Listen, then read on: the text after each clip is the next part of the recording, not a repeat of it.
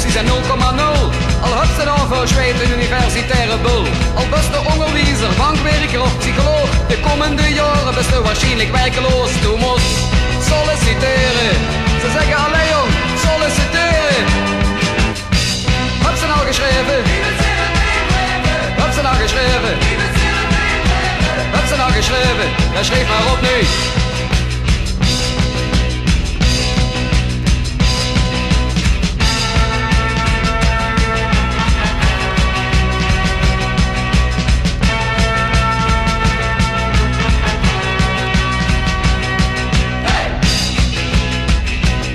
De dag begint met slapen, tot een uur of 10. Du kijkt in de gezet of er niet ergens baan is in. Dat vult dich vies tegen, du sterft de rest van de dag. Du voelt zich flink beroerd, du krijgt zenuwen op de maag. Du moest solliciteren, alleen jong schrijven, solliciteren. Heb ze nou geschreven? Heb ze nou geschreven? Hast ze nou geschreven? Dan schrijf maar op nu.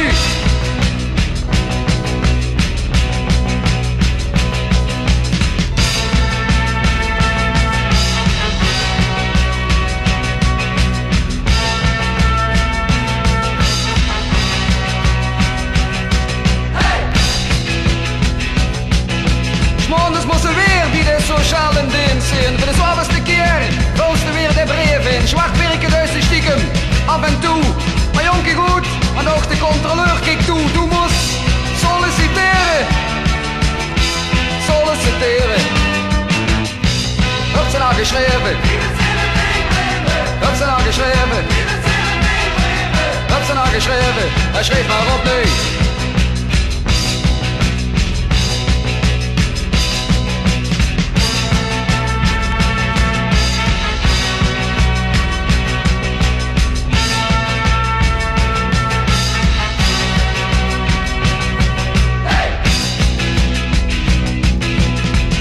Als het duister wordt, begint ze pas te leven.